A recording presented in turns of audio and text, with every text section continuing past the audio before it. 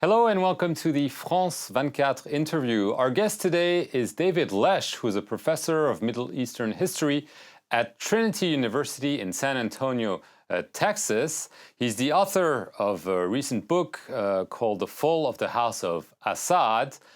He's the author of a previous book, which was called The New Lion of Damascus, Bashar al-Assad, which was based on privileged access to the current Syrian leader, and we're glad to have him to talk about, obviously, the crisis in Syria. We're nearing the 2-year anniversary, I don't know if it should call it that way, of the conflict. The UN Arab League mediator Lakhdar Brahimi said recently to the United Nations Security Council, Syria is breaking up before everyone's eyes. Do you agree with him? Yes, I do. In fact, I wrote a piece last year, an op-ed piece called The Lebanonization of Syria.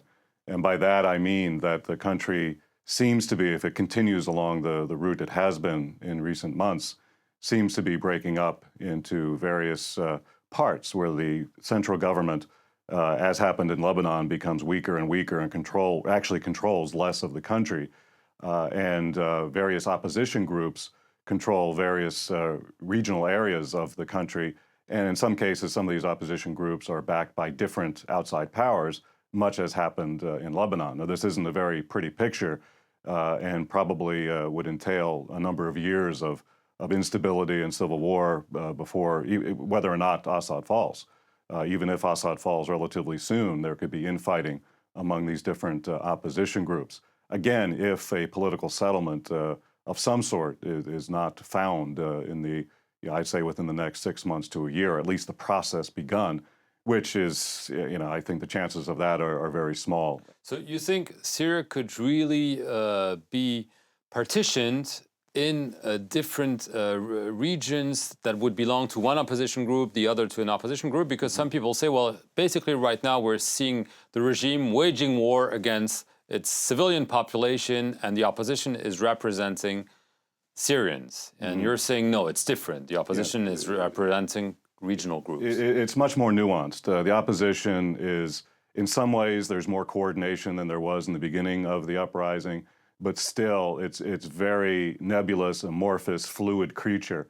And there are different outside powers, such as Qatar and Saudi Arabia, the France, US, Turkey, supporting different groups.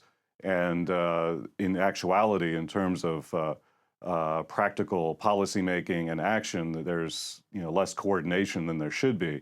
But this is the nature of insurgencies, of uprisings, is that they are decentralized, and by definition almost have to be in order to survive. Because if they're one whole that can be chopped off or by superior government forces, then they would stand less of a chance of winning. So the fact that it's this amorphous, decentralized creature actually helps its cause in one sense, but in another sense, unless they're successful in overthrowing the regime, or unless they're successful in engendering negotiations where they have some leverage and bargaining power, it could lead to this Lebanonization and fractionalization of the country. Can the Assad regime crush the rebellion, or is it too late now? Yeah, I don't think the Assad regime can crush the rebellion. I don't think the regime, the government can control the country as it did prior to the uprising. Never again. In fact, in many ways, they've entered into strategic retreats where some say on the opposition and outside of Syria, they may look at it as a weakening of regime power, retreating in the face of an empowered opposition movement. From the regime perspective, perhaps they're looking at it as consolidating their forces so that they can control more of the major cities and more areas more efficiently than they have in the past, and their forces won't be as diluted. But I do not think the regime can win if winning means regaining control of the entire country. But can Assad stay in power?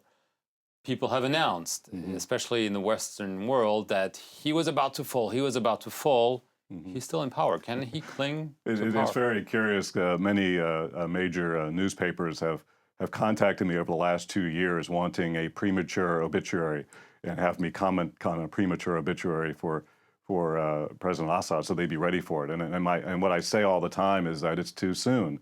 I think the West and in some cases the opposition are underestimating the resiliency of the Assad regime. I think they are prepared and have enough forces to survive for some time into the future. Some opposition figures from inside the country with whom I've spoken, I think have a more realistic appraisal. I mean, one said this could last 10 years. Others say it could last, 2, 3, 4 years. Then there are some that are hopeful and predict the regime will fall in 3 months or so forth. But I think that's more to assuage the fears and concerns of their followers. I think as the balance of forces stands now, the Assad regime in its truncated form in terms of control of Syria can survive for quite some time. From what you know of Bashar al-Assad, did you expect him to be so determined? Some people doubted, said he was not supposed to be a politician. He was an ophthalmologist studying in London. He was brought back by his father, thrown into the throne, if I may use that word. Are you surprised by his resiliency? No, not at all. I'm not surprised by the resiliency of the regime, more to the point, because they have a lot to fight for. They feel they're all in the same boat, and they will either sink or swim together. And I think that's one of the reasons why the regime, for the most part, and the core of the military forces have stayed largely intact. And Bashar al-Assad's resiliency has not surprised me. I think I personally saw how he grew over the years into a more comfortable position in power.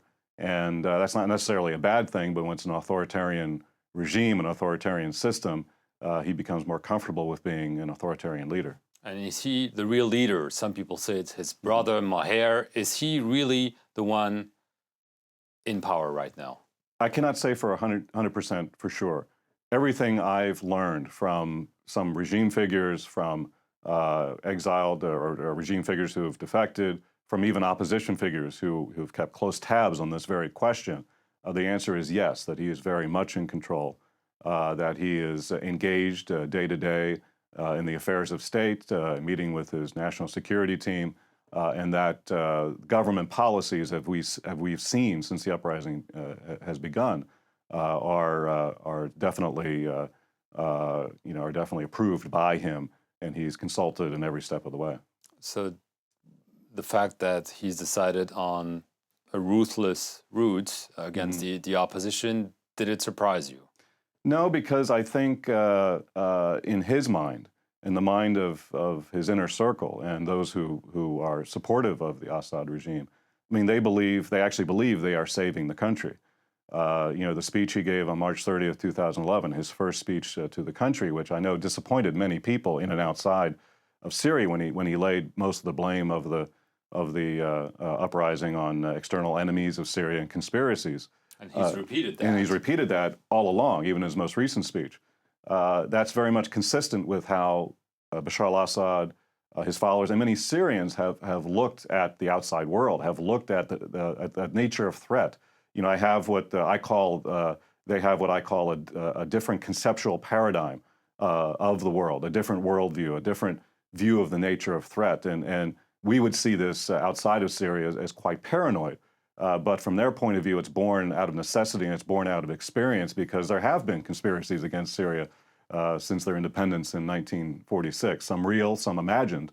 And so they have this mindset, and that's how they see the world. And I think Bashar al-Assad and his followers felt that they were popular beyond condemnation. And he did have a level of popularity.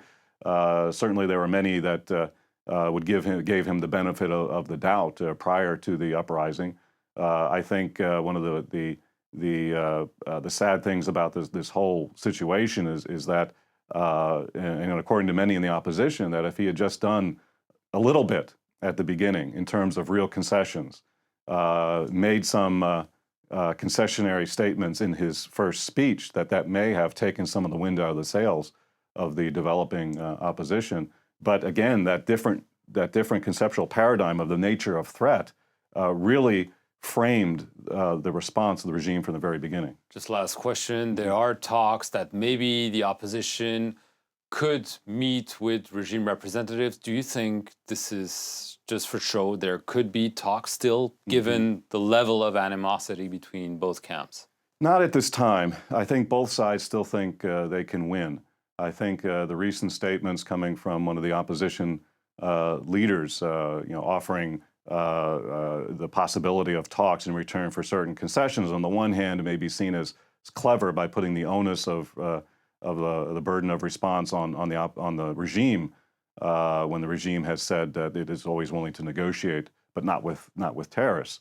But on the other hand, the regime may see this as a sign of weakness, and the fact that a number of opposition leaders have come out against any signal by any member of the opposition that they're willing to negotiate suggests that the opposition is still somewhat fractured, and that also may encourage the regime to continue on with its current policies.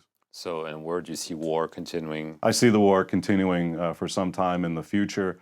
I think there may be a point, I don't know where that is, perhaps when the opposition takes a few more cities, takes Aleppo, perhaps Idlib, maybe even Hama, where the regime may say that, okay, now it's time to really negotiate, but by then, perhaps the opposition will say, no, it's too late. So finding that point when both sides, feel that it's time to negotiate, time to make concessions, that will be crucial.